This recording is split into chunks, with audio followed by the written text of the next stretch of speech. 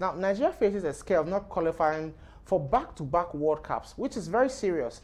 They face a Rwandan team that surprisingly is leading the group. These double-header qualifiers are really a do-or-die affair for the Super Eagles of Nigeria.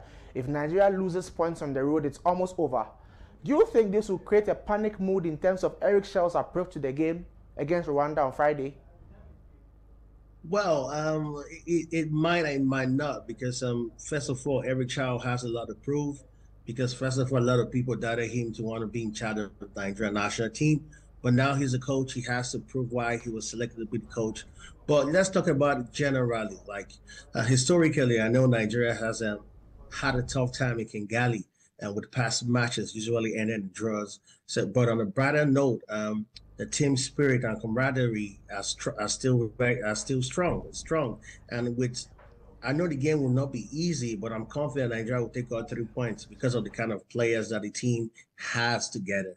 The way we stick at them in the camp, you see the camp is bubbling, they are filled with confidence.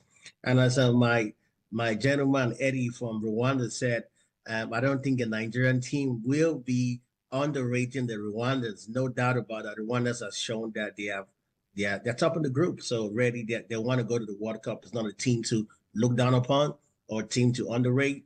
But at the same time, Nigeria has the firepower, they have the soul will and desire, and they have the talent. So I believe with that, Nigeria has a chance of taking out 3 points on Friday in Kigali. Before you joined, spoke about the fact that they beat you in that game in Nigeria in Uyo. So he feels that he believes that they can do the magic again now in front of their home crowd in a new stadium which was built. That's going to be a challenge for the Super Eagles team, don't you think so? Yeah, it's definitely going to be a challenge because, as you know, the pressures on the Nigerian team is not on the Rwanda team because actually Rwanda really have nothing to prove. They have proved already that they are a team that needs to be beaten. So in this game, on the other hand, even though Nigeria has the top talent, Nigeria is definitely the underdog here because they have everything to lose. If they lose this game, our World Cup dreams is over. And these players want to be in the World Cup. And when you talk about the players that are invited for this team, the final players that made the list, I was kind of excited kind of players that made the list because of the variety of players that every child has invited to make the final list to play the team. So he's shown that number one, as a coach, he's wanted to take full responsibility because he's giving rooms for home-based players. That has not happened in a long time in the Nigerian team. It's strictly players that are top players. We have our top players, but sometimes you need to have a little bit of home-based players to perfect the balance of the structure of the team, because you want to have hungry people that are hungry, that want to win, at the same time want to play with experience. And that he has what he has done, especially with the inclusion of Tolu Emmanuel, the Genk striker in The Belgium. Belgian He league. plays for Club Brugge. He's got 17 goals already this season. Yeah. A big lad. He's 6'6". For me, I think that is a very big inclusion on the team because all eyes are definitely going to be on the cement. But in games like this, sometimes the top man does not perform. You want to have an equal striker that's up to the task that can replace him and do the magic. And that's why he's there. So I'm really excited about Tulimana being invited to the team and making the final list for the team for the list against Rwanda. Sure. When Eddie was speaking, he spoke about the fact that they will not be under pressure. Now, we also know that Nigeria will be in a form of a panic mode because they need to score. Now, what do you think Eric Shell's approach to the game should be tactically?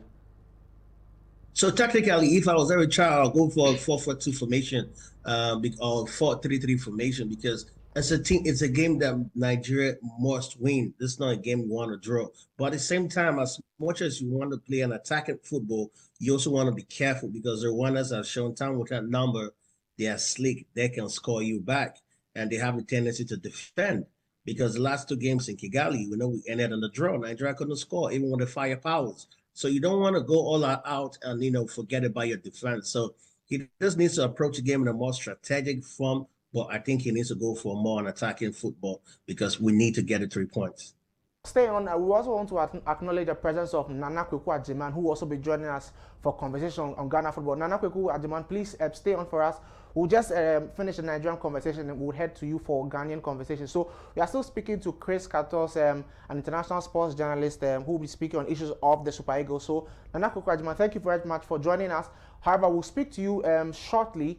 Let's go back to Chris Kators. Well, Chris, before we wrap up the conversation on the Super Eagles, let's speak about Nigerian football. What will it mean for the Super Eagles and for Nigerian football if Nigeria fails to qualify for the World Cup for the second consecutive time, meaning that the last time Nigeria was at the World Cup would have been 2018?